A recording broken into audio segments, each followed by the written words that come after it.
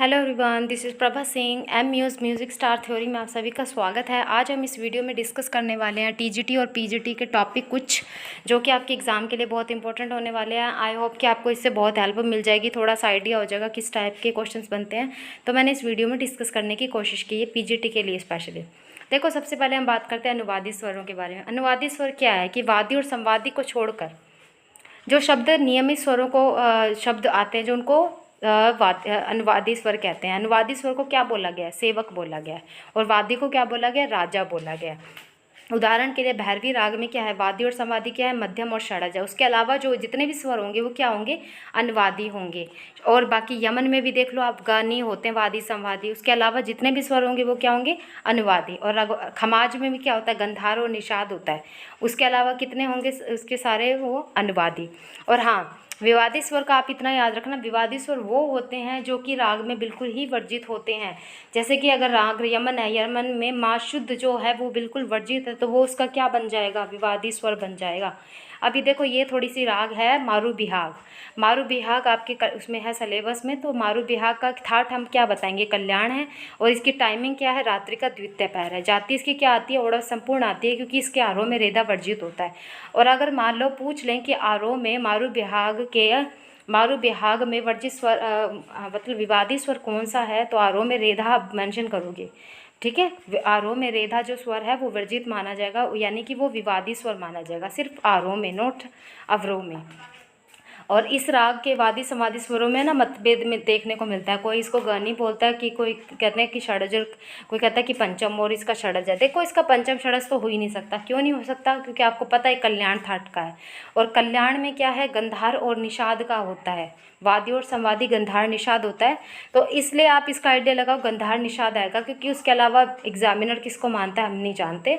ठीक है, इसमें क्या होता है? दोनों प्रकार के मध्यम प्रयोग किए जाते हैं, और बाकी स्वर क्या होते हैं? शुद्ध होते हैं। अब ये बाकी स्वर जो वादी और संवादी इसका जो भी होगा, उसको छोड़कर जितने भी स्वर हैं वो क्या होंगे? अनुवादी होंगे। मारू बिहाग किस आधुनिक राग की श्रेणी में आता है, और उसके रचयिता कौन माने जाते हैं? अलाउद्दीन खां, जो कि जयपुर घराने के संस्थापक माने जाते हैं। और इस राग के संप्राकृतिक राग अगर पूछा जाए तो कौन से हैं? बिहाग, कल्याण। बिहाग है एक, इसकी एक बिहाग कल्याण है, और एक मार्ग बिहाग है। और मारू बिहाग का आरोह अगर आपको इतना याद रखना है, इसमें पकड़ से क्वेश्चन दे देते हैं वैसे तो। ठीक है, ये पकड़ आप देख लीजिए किस टाइप की पकड़ आ सकती है, क्योंकि आपको ये पहले रटनी पड़ेगी राग। क्योंकि अगर आप राग इसको रट लेते हो, राग को कर लेते हो, तो आप पकड़ से तो कहीं भी से भी आपके सामने अगर क्वेश्चन आ भी जाता है, और ऑप्शन में जो राग है उसको देखकर आप पकड़ लगा सकते हो, उसका सुर आप मन में गुनगुना कर गा सकते हो। लेकिन मैं चाहती हूँ कि जितनी भी रागें हैं ना, आप उनको सभी को ना एक बार ना प्रैक्टिकली थोड़ा थोड़ा करके देख लेना, ताकि एग्जाम में अगर क्वेश्चन आए तो अगर आपको थोड़ा सा सुर से आइडिया हो जाता है। कि कई बार ऐसा होता है ना कि वो कोमल वगैरह कुछ भी स्वर नहीं देते, डायरेक्ट ऐसे ही मेंशन करते हैं। अब इसकी जाति अगर हमने बता दी, ओढ़व संपूर्ण 5-6, मारू बिहाग 5-6, आपको ऐसे याद रखना है। वादी संवादी में आप कंफ्यूज मत होइए, इसका गंधार और निषाद ही होगा, क्योंकि ये कल्याण थाट का है, और कल्याण थाट गंधार और निषाद से ही वादी संवादी से ज़्यादा होता है। ठीक है, और मैंने आपको बता दिया इसके रचयिता कौन माने जाते हैं? अलाउद्दीन खां माने जाते हैं। और इसमें विवादी स्वर कौन सा माना जाएगा? रेधा है माना जाएगा, आरोह में माना जाएगा, नोट अवरोह में। और इसके थाट अगर पूछा जाए, अब ये बात कर रहे हैं हम वृंदावनी सारंग की, मैंने मेंशन नहीं किया, आई एम सॉरी, ये वृंदावनी सारंग की बात है।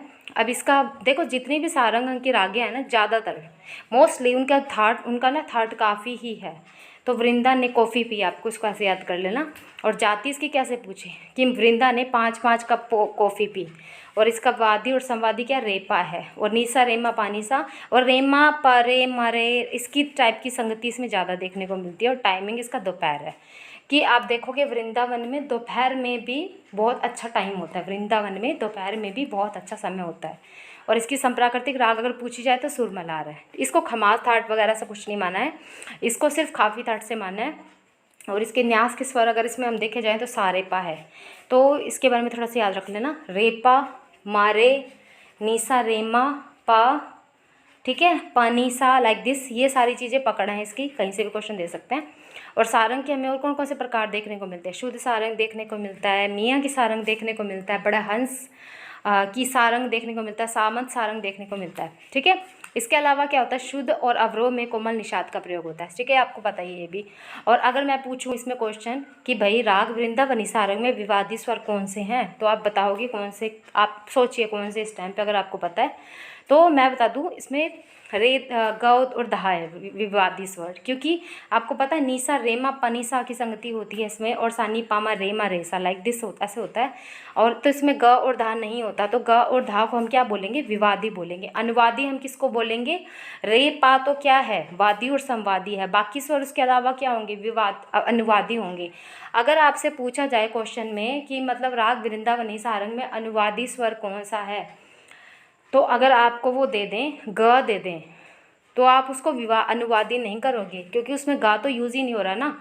तो आप उसमें क्या भरोगे, गा अगर देता, आप भर मत देना कि गा अनुवादी है, क्योंकि वादी और संवादी को छोड़कर बाकी अनुवादी हैं, ऐसा नहीं है, वो विवादी आएगा, क्योंकि आपको पता है गंधार तो बिल्कुल ही वर्जित है इसमें, तो वो विवादी माना जाएगा, गंधार और धैवत। और इसमें देखो नीसा रेमा रे पामा रे नीसा, इस टाइप की इसमें पकड़ है, रेमा रे पामा रे नीसा पा नीसा रेमा पा मरे, लाइक ऐसे करके है इसमें, ठीक है। और मैंने आपको बताया वृंदा ने कॉफ़ी पी, ओड़ा वड़ा इसकी जाति कैसे याद की, वो कॉफ़ी पी, कितनी coffee P, 5 cup coffee P, कब पी, दोपहर में पी, ठीक है। रेपा, वादी और संवादी हमने क्या बताया, रेपा, मैंने बताया ना आपको, रेपा मा रेपा रे, ऐसी संगति है इसमें, तो ये याद रख लेना, ठीक है। और इसमें देखो कौन सी संगति है, रेपा मारे मानी नी पा, ये संगति को देखने को मिलती है। नी पर थोड़ा सा आप अवग्रह करके, नी पर थोड़ा सा न्यास करके आप इसको गा सकते हो। कैसे, आप मेरे साथ गाते बोलते चलिए, वृंदा ने क्या किया, कॉफ़ी पी, कितनी coffee P, 5 cup coffee P, कि कब पी थी भाई, दोपहर में पी थी, ठीक है। और रेपा इसका है, वह विवादी स्वर कौन सा है वृंदावनी सारंग में, जल्दी जल्दी बताइए, विवादी स्वर, गंधार धैवत, गंधार धैवत। अनुवादी कौन सा है, माँ पा, सॉरी पानी, माँ रे पा, तो इसकी संगति है माँ सा, कौन से हैं अनुवादी स्वर, माँ सा, वेरी गुड। अब देखो जिस स्वर को, अब ये विवादी स्वर के बारे में हम बात कर रहे हैं कि जिस स्वर को राग में लगाने से राग का स्वरूप बिगड़ जाए उसको हम क्या बोलते हैं, विवादी स्वर बोलते हैं। अब मान लो वृंदावनी सारंग में आप धा लगा दोगे, गा लगा दोगे, बिगड़ जाएगी ना राग, पूरी बिगड़ जाएगी वो। लेकिन कई बार ऐसा होता है कि भाई विवादी स्वर सुंदरता भी बना देता है। अब पता है आपको एक बात बताऊँ, उस्ताद करीम खां थे जो, वो पता है क्या करते थे, वो ना भोपाली में माँ का यूज़ करते थे वो, और उसमें यमन में वो माँ शुद्ध का यूज़ करते थे, ठीक है। वो विवादी स्वर जरूरी नहीं हर बार बिगड़े, लेकिन ज़्यादातर बिगड़ता है, लेकिन तरीके से अगर ढंग से लगाओ तो नहीं बिगड़ता। तो विवादी स्वर हम उसको बोलेंगे कि भाई जिसको लगाने से जो एक्स्ट्रा लग रहा है तो वो विवादी स्वर माना जाएगा। लेकिन विवादी स्वर का उपयोग हमें उस टाइम पे करना चाहिए जब राग में थोड़ी सी रंजकता है, ठीक है। जैसे मान लो बिहाग में तीव्र माँ विवादी स्वर है, ठीक है, बिहाग में तीव्र माँ विवादी स्वर है, लेकिन विवादी स्वर के प्रयोग करने से राग हानि नहीं होती, बल्कि उसके गलत प्रयोग से राग हानि होती। तो इतना आप याद रखना कि विवादी स्वरों के प्रयोग से राग हानि नहीं होती, लेकिन उसका गलत ढंग से बिल्कुल श्रुतियाँ बिल्कुल बिगड़ जाएंगी तो वो तो गलती होगा ना फिर, ठीक है। और विवादी स्वर का अगर अल्प प्रयोग होना चाहिए, जैसे मान लो कई बार ऐसा होता है यमन में लोग माशूद का भी यूज़ कर देते हैं, तो वो विवादी स्वर आप उसको कह सकते हो, ठीक है। अब ये बात कर रहे हैं मारवा थाट की। देखो मारवा का दो दक्षिण संगीत में राग आता है, वो क्या आता है, गमन प्रिय आता है ना, गमन प्रिय ही आता है ना मारवा का। तो इस सोहनी जो होता है इस थाट का बेहद लोकप्रिय राग है। अब जैसे मयूर वीणा के जो वादक थे श्री कुमार मिश्र ने राग सोहनी के बारे में बताया था कि राग सोहनी का प्रयोग जो होता है वो ख्याल और ठुमरी दोनों प्रकार की गायकी में किया जाता है, ठीक है। और ठुमरी अंग में इस राग का प्रयोग अधिक होता है। राग मारवा के बारे में हम डिस्कस कर रहे हैं, ये मारवा गमन प्रिया, कि मारवा गमन प्रिया आप कैसे बोलोगे कि भाई गम जो होता है वो इंसान को मार देता है, आप इसको ऐसे याद रखोगे। अब देखो, अब राग का सबसे महत्वपूर्ण स्वर कौन सा होता है, वादी स्वर होता है। मतलब कि राग का राजा किस बोला जाता है, वादी स्वर को बोला जाए। अगर मैं पूछूं वृंदावनी सारंग में भाई राजा स्वर कौन सा है, तो आप क्या बताओगे, रे को बताओगे। मैं कहती हूँ वृंदावनी सारंग में मंत्री स्वर कौन सा है, तो आप कौन सा बताओगे, पा बताओगे। राग में वादी स्वर का महत्व उतना अधिक है कि दो रागों में स्वरों की समानता होते हुए केवल वादी स्वर के परिवर्तन से दोनों राग एक दूसरे से बिल्कुल भिन्न हो जाते हैं। सही बात है, उदाहरण के लिए राग भूपाली और देशकार को देख लो आप, बिल्कुल ही भिन्न हो जाते हैं। जैसे मान लो अगर आपने आरोह में सारे रे को देशकार में अगर रे को ज़्यादा ले लिया तो पता लग गया ना, भूपाली एकदम ही से आ जाएगी उसमें, वो भूपाली लगने लग जाएगी वो। तो इस चीज़ का ध्यान रखना है। मारवा, सोनी और इन तीनों में लगने वाले स्वर अलग है, परंतु स्वर के अंतर से तीनों राग एक दूसरे से स्वरता भिन्न है। राग पूरिया में गा है, राग मारवा में रे है ना, ऐसे करके है। अब मारवा जो है वो मारवा थाटजन्य है। अब देखो ये क्वेश्चन बन सकता है इनमें से कौन सा आश्रय राग है, तो मारवा आश्रय राग है, तोड़ी आश्रय राग है, ठीक है। आपने तो मारवा ही ज़्यादा दी हुई है उसके अंदर, तो मारवा क्या है, आश्रय राग है। इसमें क्या लगता है, मध्यम तीव्र लगता है, और अन्य स्वर कैसे लगते हैं, शुद्ध लगते हैं, ऋषभ कोमल लगता है। और इसमें पकड़ आप देख लीजिए कौन सी है, और वर्जित स्वर इसमें क्या है। अब मैंने पूछ लिया राग मारवा में विवादी स्वर कौन सा है, तो पंचम है। इसको कब गाते हैं, दिन के अंतिम पहर में गाया जाता है, ठीक है।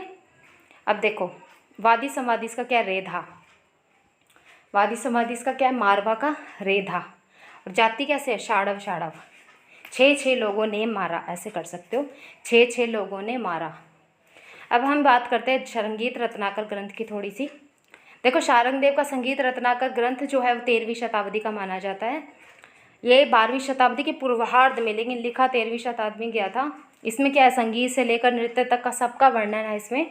और ये जो शारंगदेव थे कहाँ के रहने वाले थे, कश्मीर के रहने वाला थे।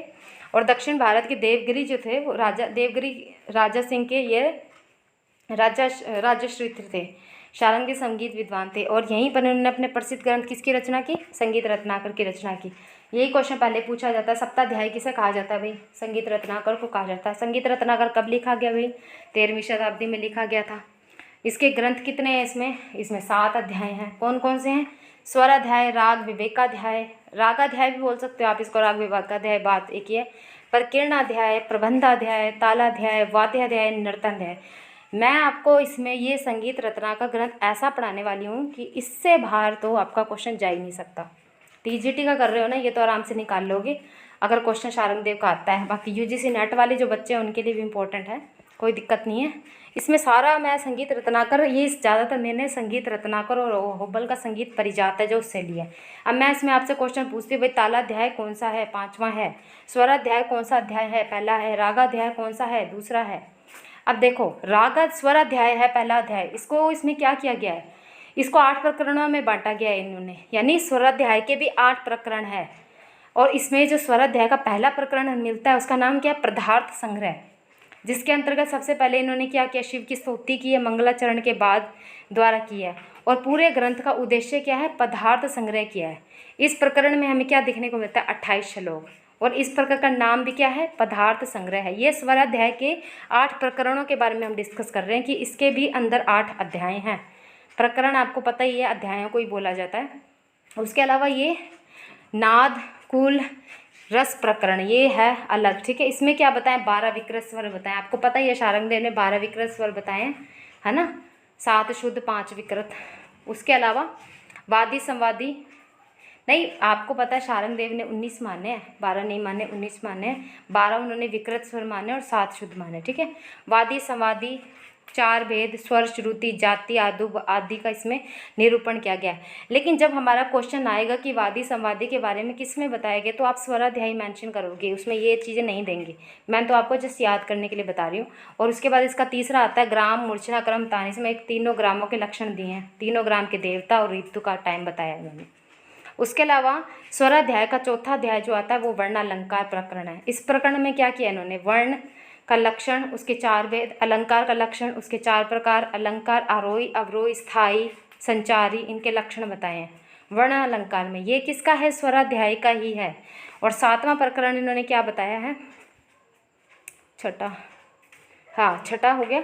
इस 7वें प्रकरण में इन्होंने 18 जातियाँ बताई है, शुद्ध जातियों के विकृत भेद बताए हैं, दोनों ग्रामों की जातियाँ बताई हैं, उसके निश्चित प्रकार बताएं, ग्रह, अंश आदि जातियों के 13 लक्षण बताएं, 18 जातियों के अलग अलग लक्षण बताएं।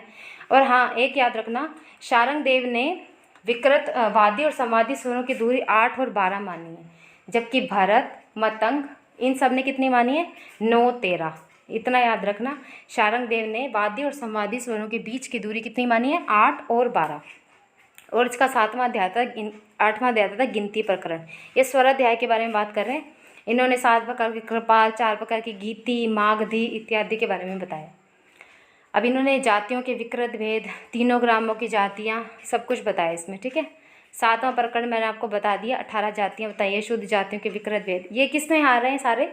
अब ऐसे मत करना कि 7 ही तो अध्याय, ये कौन से एक्स्ट्रा अध्याय में पढ़ा रही हूँ। ये मैं स्वराध्याय में 8 जो चीज़ें हैं वो बता रही हूँ।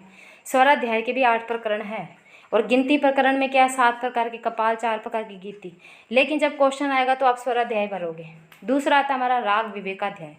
इसमें क्या किया इन्होंने, गीतियों के आधार पर ग्राम रागों के 5 प्रकार बताए। आपको पता ही है ना, शुद्धा, भिन्ना, गोड़ी, बेसरा, साधारणी। अगर आपने ग्राम राग की वीडियो नहीं देखी तो आप देख लेना। उपराग कितने बताए हैं? 8। राग कितने बताए? 20। भाषा कितने बताए हैं? भाषा जनक 95। विभाषा कितने बताएं? अंतर्भाषा। इन सब का उल्लेख है। दशविध राग वर्गीकरण के बारे में किसने बताया? शारंगदेव ने बताया। रागांग आदि देशी रागों को पूर्व प्रसिद्ध और अधुना प्रसिद्ध ऐसे 2 भागों में इन्होंने गिनाया। तो ठीक है, देशी रागों को पूर्व प्रसिद्ध और अनुधा प्रसिद्ध रागों में किसने बताया? ये शारंगदेव ने बताया। और इसमें कितने रागों का वर्णन है? 264 का। अब पूछ सकते हैं रागों का वर्णन किस ग्रंथ में मिलता है? दशविध राग वर्गीकरण राग का तो विवेकाध्याय में मिलता है। भाषा जनक के बारे में डिस्कस किस में किया है इन्होंने? विवेकाध्याय। रागाध्याय बोल सकते हो, राग विवेकाध्याय भी बोल सकते हो, बात एक ही है। तीसरा हमारा था प्रकीर्णाध्याय। अब इसमें कौन से क्वेश्चन बनते हैं कि शारंगदेव ने कितनी गमक मानी है? 15। अहोबल ने कितनी मानी है? 20। दक्षिणी संगीत में कितनी है? 10। ठीक है। और इसमें इन्होंने क्या बताया? वाग्यकार के गुण, दोष, ठीक है, ये सब कुछ बताया। और उसके अलावा इन्होंने क्या बताया? गायक के प्रकार, उसके शब्द भेद, उसके शब्द के गुण, प्रबंध वृंद के लक्षण, भेद, गुण, 3 प्रकार के कुतुब इत्यादि का निरूपण इन्होंने इसमें किया है। अब स्थायों के प्रकार अगर पूछे जाएं, शारंगदेव ने कितने स्थाय माने हैं? 96। शारंगदेव ने कितने प्रबंध माने हैं? शारंगदेव ने 75। और वहीं मतंग का पूछा जाए तो 49। ठीक है। मतंग ने कितनी गीतियाँ मानी हैं? 7 मानी हैं। ठीक है। अब अगला आता है प्रबंधाध्याय। इसमें हमें क्या मिलता है वर्णन? गांधर्व गान, मार्ग, देशी संगीत, निबंध, अनिबंध। प्रबंध के कितने अंग माने हैं? 6। पता ही है ना, स्वर, विरुद्ध, पद, तेनक, पाठ, ताल, वही है ना 6 वाले। नियुक्ति, अनियुक्ति, सूड, आली, विकरणी, ईला। अगर आपने प्रबंध की भी नहीं देखी है वो भी देख लेना। अब पूछ सकते हैं प्रबंध का किस में? ये तो प्रबंध से आइडिया लगा लोगे कि प्रबंधाध्याय में। ठीक है। उसके अलावा अगला अध्याय हमारा आता है तालाध्याय। इसमें इन्होंने क्या बताया कि ताल शब्द की उत्पत्ति और लक्षण, 5 प्रकार के मार्ग ताल, मात्रा, मार्ग, कला, लघु, गुरु, लुप्त, चचपुट, चाचपुट, षटपिता, पुत्रक, पात और कला। 14 प्रकार के गीतकों का लक्षण इन्होंने बताया। देशी ताल का लक्षण इन्होंने दिया है। उनके उद्देश्य, 120 देशी तालों के बारे में बताया।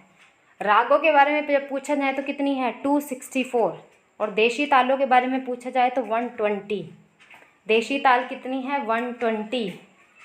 और वाग्यकार के लक्षण के गुण कितने माने इन्होंने? 25। वाग्यकार के गुण कितने माने? 25। अवगुण कितने माने हैं? 28। गुण कितने माने हैं? 25। अवगुण कितने माने हैं? 28।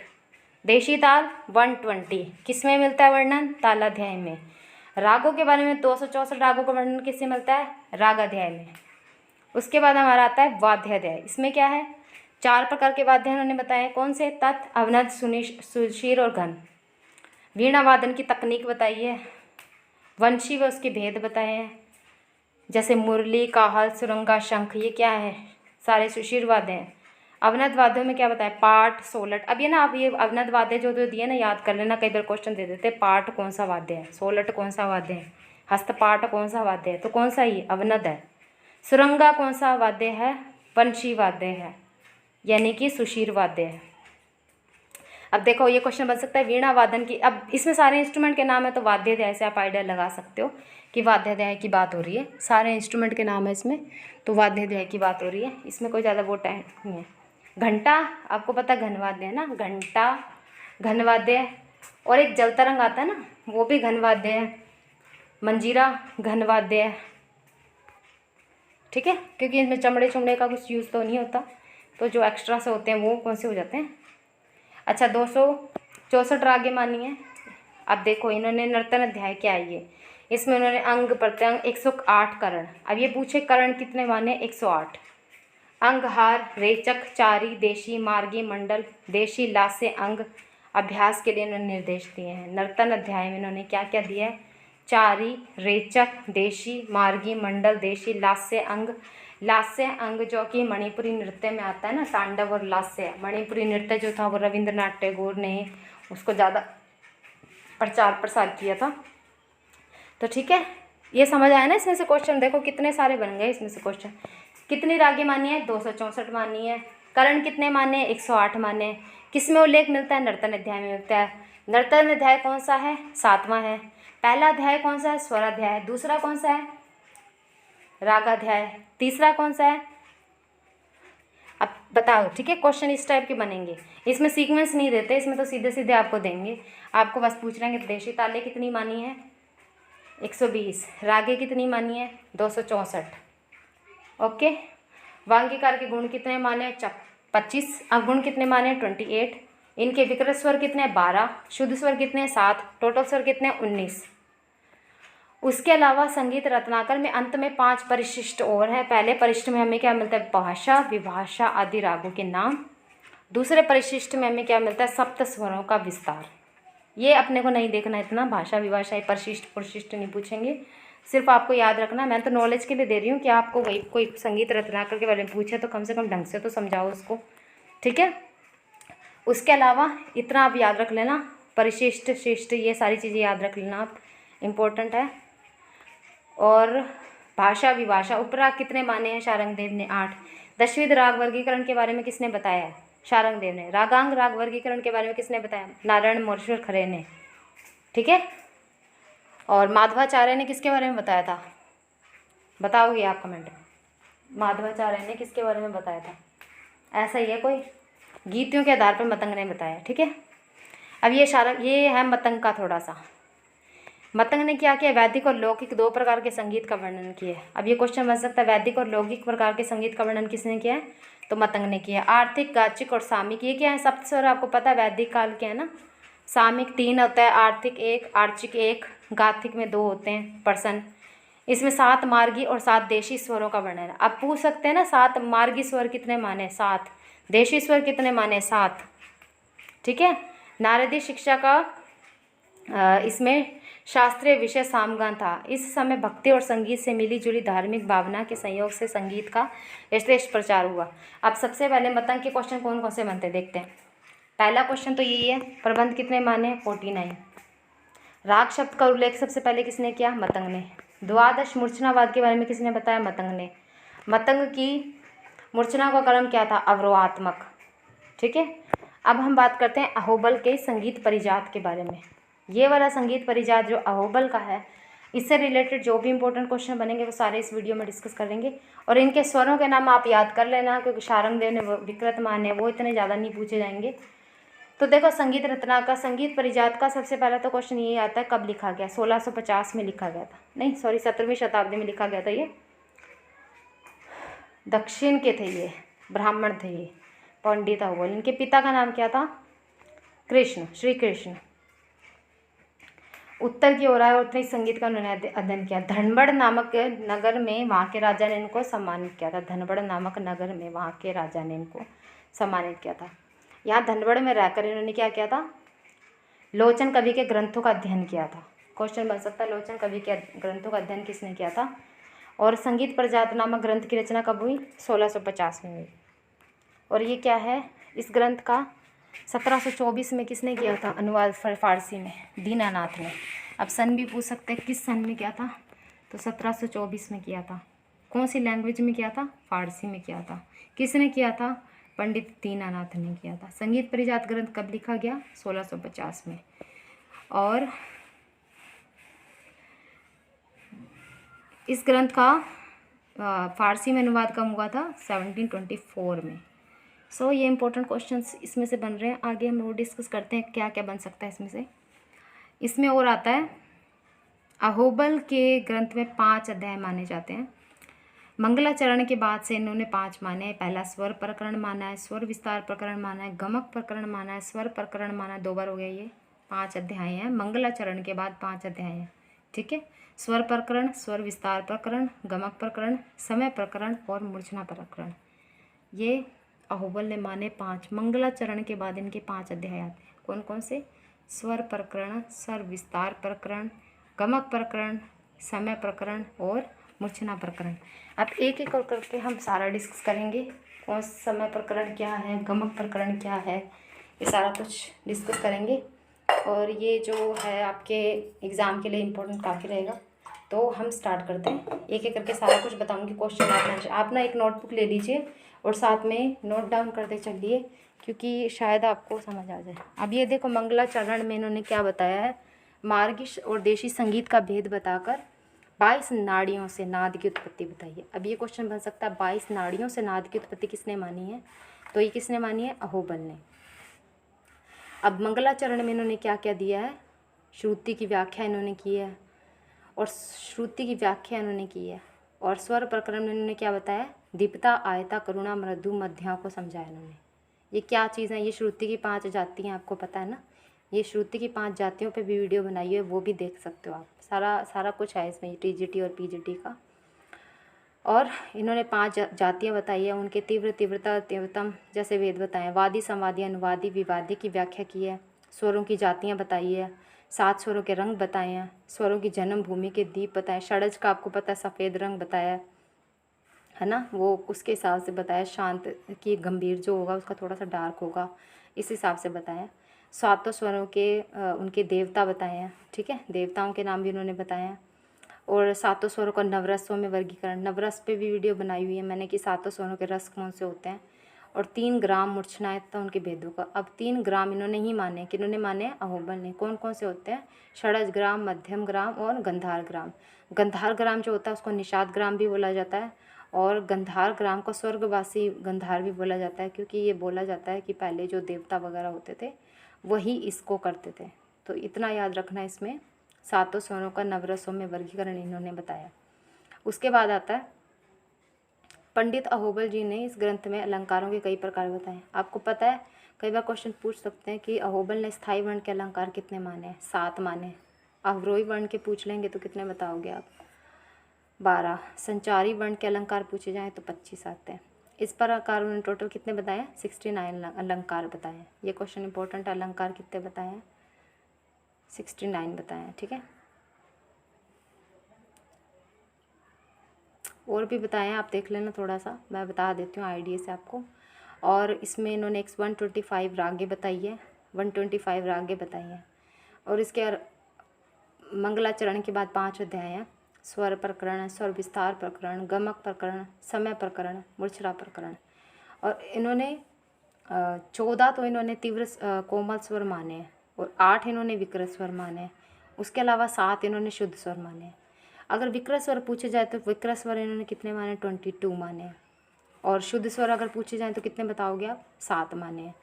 लेकिन कई बार ऐसा होगा ना, तीव्र और विकृत ये अलग करके पूछ लें, तो तीव्र जब पूछेंगे, तीव्र को तो आपको बताना है, जैसे मान लो इन्होंने टोटल 22 स्वर माने, ठीक है। अभी मैं आपको डिस्कस कर दूंगी। शारंग देव के आपको याद रखने 19 माने उन्होंने स्वर टोटल, और भरत ने टोटल 9 माने हैं। लेकिन अगर वैसे पूछे जाए कि विकृत स्वर भरत ने कितने माने हैं, तो 2 माने। अब इन्होंने स्वर प्रकरण में क्या किया है? 22 श्रुतियों को 5 भागों में बांटा है। दीप्ता, आयता, करुणा, मृदु और मध्या। आपको याद रख लेना, ये तीव्रा की जाति क्या है? तीव्रा की जाति क्या है? श्रुतियों का भाग कौन सी? तीव्रा कौन से भाग में आती है? दीप्ता में आती है, आयता में आती है, कैसे आती है? वो तरीके से मैंने बताई हुई है, वो वीडियो आप देख लेना। उसमें 22 के 22 श्रुतियों को मैंने ऐसे सीक्वेंस से बताया सारा। और स्वर विस्तार प्रकरण में ये दूसरा अध्याय हमारा आता है। इसमें क्या मिलता है हमें? स्थायी, आरोही, अवरोही, संचारी, सभी वर्णों को मिलाया इन्होंने। स्थायी वर्ण के कितने बताए हमने? 7। आरोही वर्ण के 12 हैं, अवरोही वर्ण के भी 12 हैं, और संचारी वर्ण के 25 हैं। टोटल मिला के हो जाएंगे 69 समथिंग। कर लीजिए आप काउंट। 15 15 30, 30 और 25 कितने हुए? नहीं, 12 12 24, और 24 और 25 कितने हो गए? ये तो 58 समथिंग मिल रहे हैं। एक्चुअल में 69 ही माने हैं, ठीक है। वैसे स्थायी के उन्होंने 7 माने, आरोही के 12, अवरोही के भी 12, संचारी के 25। अब दूसरा आता है गमक प्रकरण। इसमें इन्होंने क्या? जातियों के लक्षण बताए हैं, कुछ गमकों के भेदों को समझाया है। और इसके बाद इन्होंने वीणा के तार पर शुद्ध तथा विकृत स्वरों के स्थान बताए। अब ये पूछ सकते हैं वीणा के तार पर शुद्ध और विकृत स्वरों के स्थान कौन से अध्याय में? तो गमक प्रकरण में। और गीतियों के बारे में किसने बताया? ग से गमक, ग से गीति, ग से गमक, ग से गीति। गीतियों के बारे में कौन से अध्याय में हमें जानकारी मिलती है? गमक प्रकरण में मिलती है। वीणा के तार पर शुद्ध और विकृत स्वरों के किस में मिलती है? गमक प्रकरण में मिलती है। उस स्वर प्रकरण में तो हमें ज़्यादातर जातियों की शुद्ध जातियाँ वही बताया है। अब स्वर प्रकरण में हमें क्या बताया? 7 शुद्ध जातियाँ बता दी। शुद्ध जातियाँ देख लो, षाडजी, आर्षभी, गांधारी, मध्यमा, पंचमी, दैवती, निषादी। 7 शुद्ध जातियाँ ना। टोटल भरत ने कितनी 18 जातियाँ मानी है ना, 11 विकृत मानी है, तो 7 शुद्ध जातियाँ इन्होंने मानी है। और उसके अलावा इन्होंने गमक के प्रकार बताए। मैंने आपको बताया था कि अहोबल ने गमक 20 माने हैं, शारंगदेव ने 15 माने हैं, ठीक है। और अहोबल ने 20 गमक माने हैं, शारंगदेव ने 264 राग माने हैं, जबकि अहोबल ने 125 माने हैं। शारंगदेव के स्वर जो आते हैं टोटल 12 हैं, अहोबल के 29 है। शारंगदेव के विकृत स्वर 12 आते हैं, अहोबल के विकृत स्वर जो आता है टोटल 22 आते हैं। लेकिन कोमल अगर अलग पूछ लेते हैं तो वो अलग आप मेंशन करोगे, अगर तीव्र पूछ लेते हैं तो वो आप अलग मेंशन करोगे। उसके अलावा समय प्रकरण में इन्होंने क्या बताया? रागों का समय बताया, रागों के स्वर बताए, स्वर विस्तार बताया। ये तो आप समय प्रकरण में से याद रख लेना। रागों के स्वर इन्होंने बताया, राग प्रकरण के अंतर्गत इन्होंने रागों के समय बताया, स्वर बताया। और समय प्रकरण में तो पता ही है टाइमिंग की बात होगी, तो रागों के गायन का समय इन्होंने बताया समय प्रकरण में। बाकी ध्रुपद पे भी इसमें वीडियो मैंने बनाई हुई है, प्रबंध पर वीडियो बनाई हुई है, गमक पर वीडियो बनाई हुई है। ज़्यादातर मैंने वीडियोस इसमें बनाई हुई है, उसमें आपकी दिक्कत नहीं होगी, आप आराम से प्रैक्टिस कर सकते हो। उसके अलावा अगला अध्याय जो हमारा डिस्कस करते हैं हम, क्या आता है? मूर्छना प्रकरण। इसमें इन्होंने क्या बताया? इसमें इन्होंने ये बताया कि मूर्छना प्रकरण में कि जो स्वर प्रयुक्त होते हैं शुद्ध स्वर से 2 श्रुति कम करें तो क्या आता है? पूर्ण कोमल, और 1 श्रुति कम करने पर कोमल हो जाता है। यानी कि 2 श्रुतियाँ कम करें तो क्या होता है? पूर्ण हो जाता है, और 1 श्रुति कम करें तो कोमल। उसी प्रकार 1 श्रुति अधिक करेंगे तो क्या हो जाएगा? तीव्र हो जाएगा। 2 श्रुति चढ़ा देंगे तो तीव्रतर हो जाएगा। 3 श्रुति चढ़ा देंगे तो तीव्रतम हो जाएगा। 1 श्रुति पर होगा क्या होगा? तीव्र। 2 पे तीव्रतर है, याद रखिएगा, तीव्रतम नहीं है, तीव्रतर। 3 का पूछा जाए तो तीव्रतम भरोगे आप। 1 श्रुति कम करेंगे तो क्या होगा? कोमल हो जाएगा। 2 कम करेंगे तो पूर्ण हो जाएगा, ठीक है।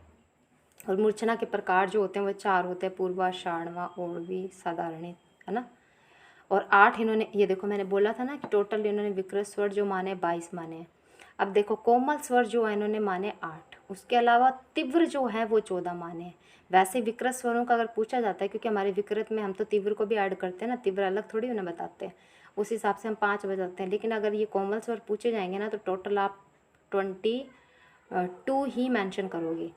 लेकिन अगर पूछा जाए कि तीव्र स्वर कितने माने हैं तो उस हिसाब से आप थोड़ा सा देखना क्वेश्चन में किस हिसाब से क्वेश्चन पूछा गया, आप उसी हिसाब से जवाब देना।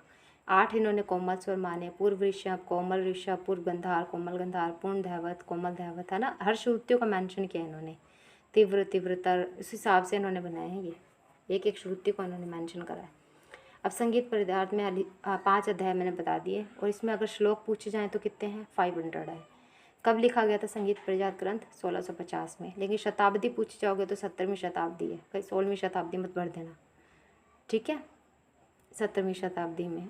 और वीणा के तार पर सबसे पहले स्थापना किसने की थी? अहोबल ने की थी। 1 श्रुति सुर चढ़े तो क्या होता है? तीव्र होता है। 2 चढ़ने पर तीव्रतर होता है। 3 चढ़े तो क्या होता है? तीव्रतम।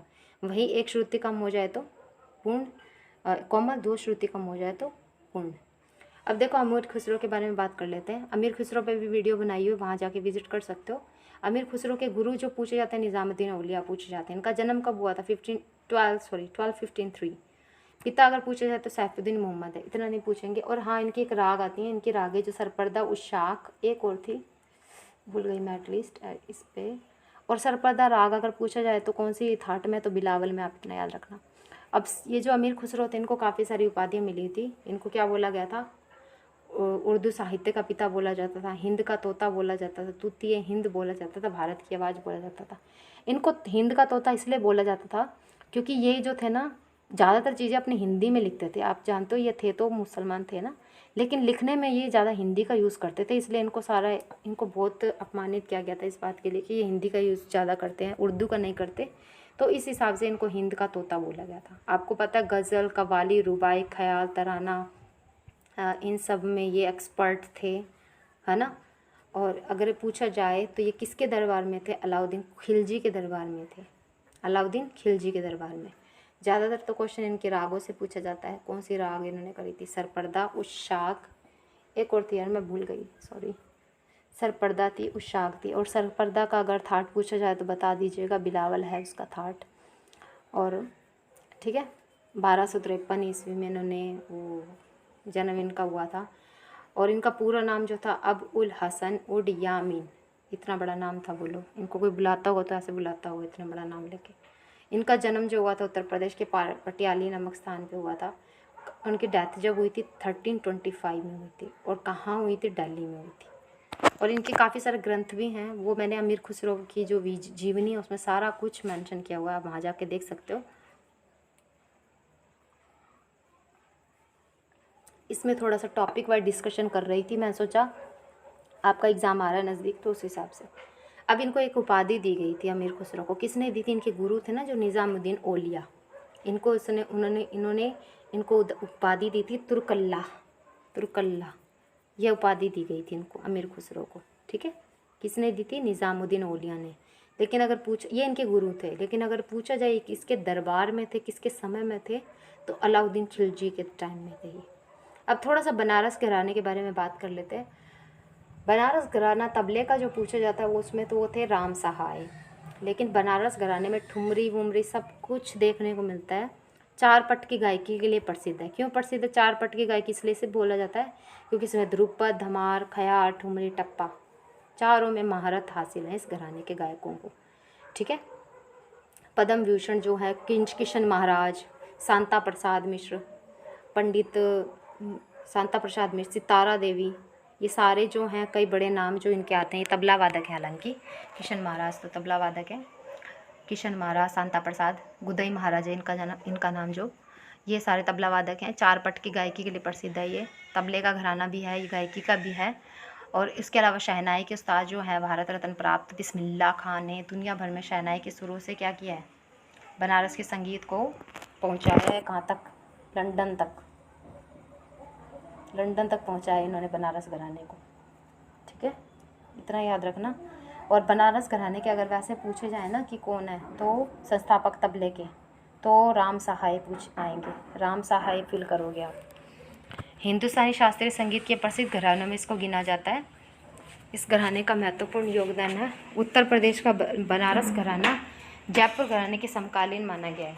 ये बनारस आपको पता है उत्तर प्रदेश की साइड पड़ता है और ये जयपुर घराने के समकालीन माना जाता है। ठीक है, और इस घराने में की गति श्रृंगारतीय के स्थान पर प्राचीन अधिक जोर दिया जाता है। बनारस घराने के सितारा देवी के पश्चात उनकी पुत्री कथक क्वीन जयंती माला ने भी इसको काफ़ी आगे बढ़ाया। ये नृत्य का भी माना जाता है, ध्रुपद, धमार, काफ़ी सारी चीज़ों का। चारों पहला क्वेश्चन तो ये बनता है, चार पट का घराना कौन सा माना जाता है? बनारस घराना। उसके अलावा बनारस घराने के कुछ कलाकार देख लेते हैं हम कौन कौन है आर्टिस्ट। शहनाई वादक बिस्मिल्लाह खां है, राम सहाय मिश्र है, राम साहेब बनारसी। अब देखो ये क्वेश्चन बन सकता है, बनारसी बाज का शोध किसने किया? राम साहेब मिश्र ने। मैंने आपको बताया था ना कि बनारस घराने के संस्थापक माने जाते हैं राम साहेब। और उसके अलावा तबले में पूछा जाए कि कंठे महाराज कौन से घराने से? बनारस से हैं। अनोखे लाल कौन से घराने से हैं? बनारस से। किशन महाराज कौन से घराने से हैं? गुदई महाराज कौन से घराने से हैं? तो आप ये भर सकते हो। ठीक है, उसके अलावा थोड़ा सा देख लेते हैं और जैसे गायन घराना और वादन दोनों के लिए माना जाता है। जैसे साथ ही बनारस घराने के तबला वादकों की भी एक अपनी स्वतंत्र शैली है। सारंगी वादकों के लिए भी घराना काफ़ी प्रसिद्ध रहा है। इस घराने में क्या है? गायन, इस घराने के गायन में हमें उत्तर और दक्षिण, उत्तर व लोक गायन का प्रभाव देखने को मिलता है। और भारत में स्थायी होने से पहले यहाँ की जनजातियों में संगीत विद्यमान था, उसका आभास बनारस के लोक संगीत में दिखता है। ठुमरी कहाँ पे प्रचलित थी? उत्तर प्रदेश की थी न ठुमरी, क्योंकि लखनऊ में इसकी पैदाइश हुई थी और बनारस में क्या हुआ था? ठुमरी का विकास हुआ था। ठुमरी के लिए क्वेश्चन बन सकता है, ठुमरी टॉपिक है ना आपके उसमें एग्ज़ाम में। ठीक है, और उसके अलावा पखावज और मृदंग वादक कौन कौन से आते हैं बनारस घराने से? पखावज और मृदंग वादक ये बनारस के पंडित मदन मोहन मालविया, भोलानाथ पाठक, पंडित अमरनाथ मिश्र। और सुप्रसिद्ध सितार वादक है पंडित रविशंकर का जन्म भी कहाँ हुआ था? बनारस में हुआ था। संतूर वादक शिव कुमार शर्मा के पिता पंडित अमर उद्धत शर्मा ने बनारस घराने के महान गायक पंडित बड़े रामदास जी से शिक्षा ली। और बनारस घराना किसके वादकों के लिए प्रसिद्ध रहा है? सारंगी के लिए भी प्रसिद्ध रहा है। और बीनकारों का घराना कौन सा माना जाता है? दिल्ली। ठीक है।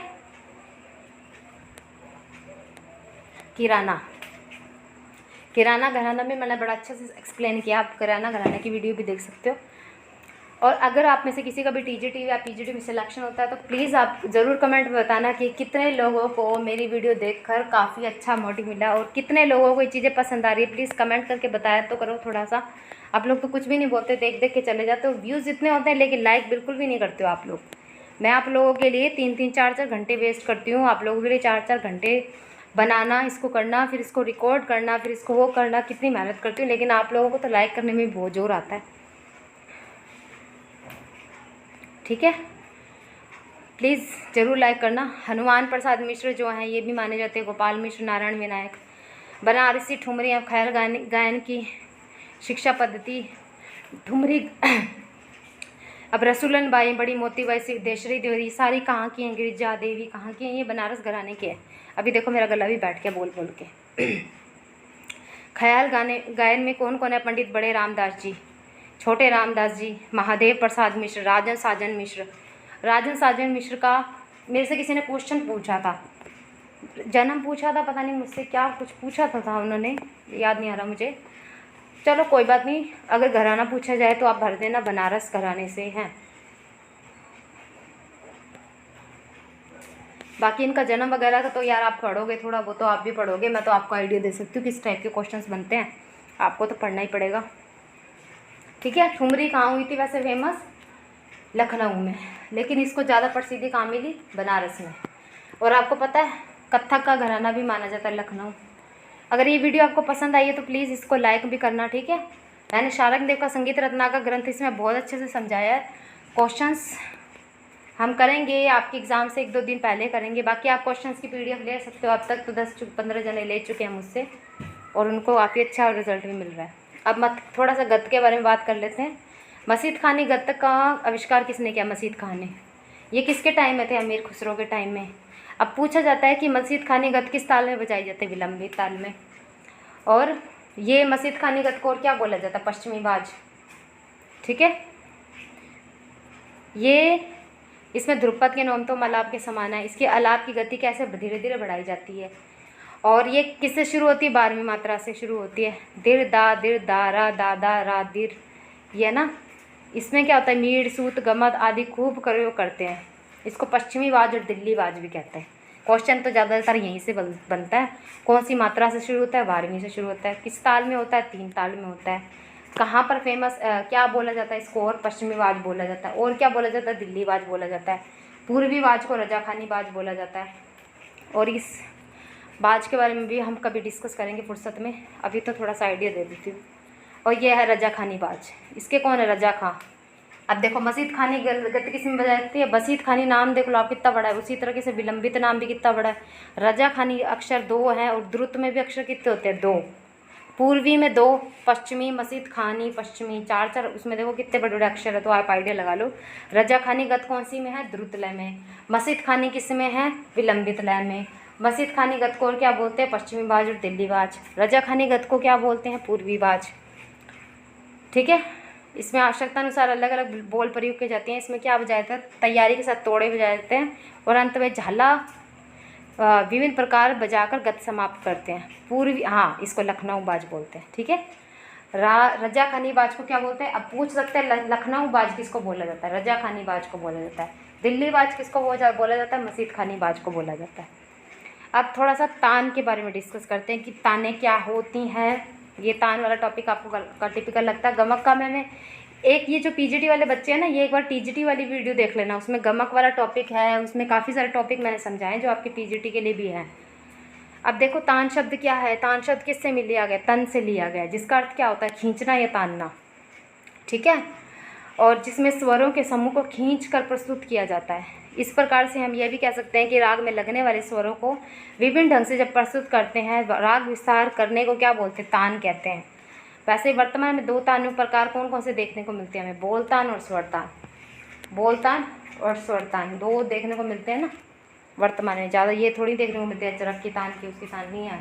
तान ही बोलते हैं हम लोग, तो अपने नहीं बोलते कि हाँ भी अचरक की तान गानी है या फिर कौन सी तान गानी है, ये सब कुछ नहीं बोलते। बस ये है कि अपने को तो याद करनी है, क्योंकि भाई जिसने बनाई है वो सोच के बनाई होगी। अब देखो तान के बारे में डिस्कस करते हैं। शुद्ध तान देख लेते हैं सबसे पहले। इसके अंदर क्या होता है? सरल होते हैं, सपाट तान सी होती हैं ये। सट्टे की तानों का भी एक प्रकार होता है ये अवरोही क्रम में ही प्रयोग होता है। पामा ग रे सा नी धा पामा ग रे सा, है ना, अवरोही क्रम में प्रयोग होता है। शुद्ध तान कैसे होती है? वैसे तो आरोही में भी हो सकता है, सारे गा मा पा धा नी सा कर सकते हैं, जरूरी थोड़ी है। इसमें क्या होता है? ये गायकी में, ख्याल गायकी में मुखड़ा और सम को मनोरंजन बनाने के लिए किया जाता है। हाँ, आपको पता ही है ना, क्योंकि हम जैसे तिहाई जब करते हैं तो हम एक भी सा नी धा पा मा ग रे सा लाइक दिस ऐसे कुछ करते हैं ना, हम 3 बार बोल देंगे उसको। या अवरोही क्रम में आएंगे, आरोही क्रम में तो नहीं आएंगे, अवरोही क्रम में आते हैं। तो ऐसे ही लेते हैं हम, सपाट तान ही लेते हैं, शुद्ध तान नहीं लेते हैं उसमें ज़्यादातर, ठीक है। और दूसरी फिर हमारी आती है कूट तान।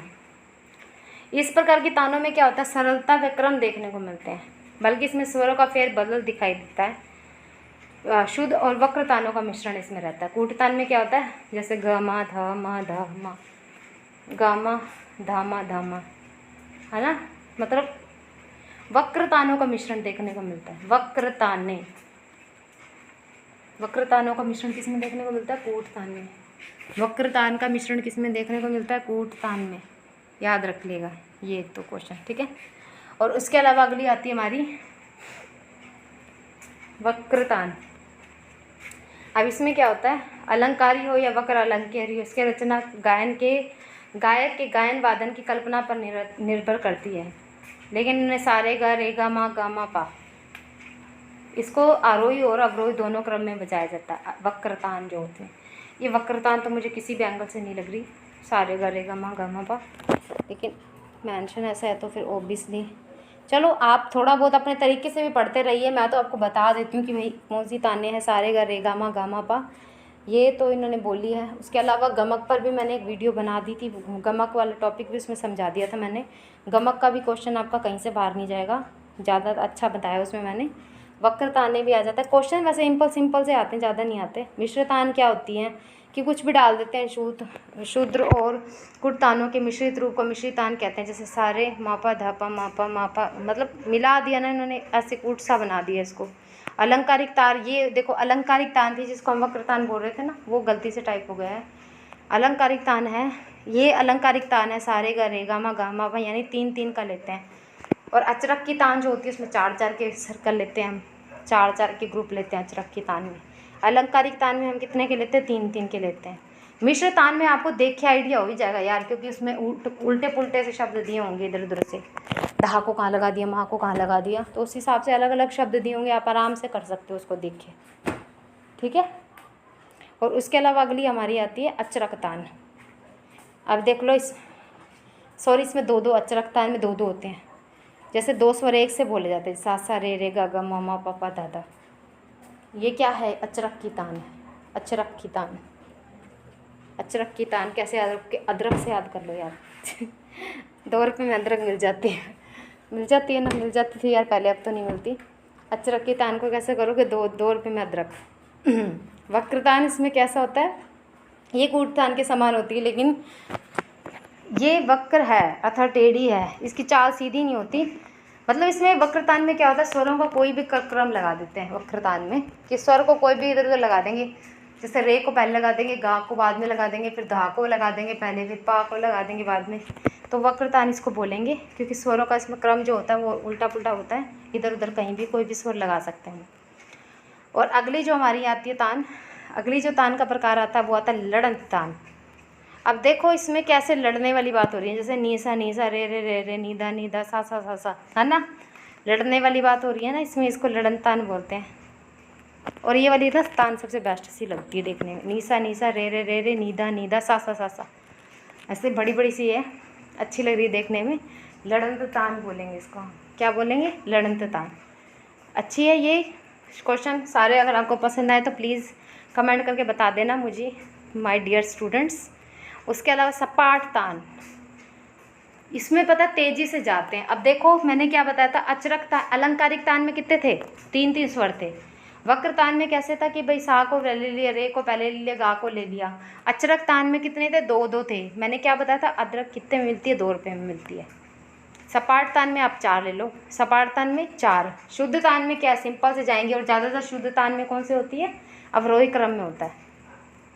ठीक है, आप देखो उदाहरण थे मापा धनी Saregama. Thank you so much. अगर आपको ये वीडियो पसंद आई तो प्लीज़ इसको लाइक करना, शेयर करना, and please subscribe to my channel.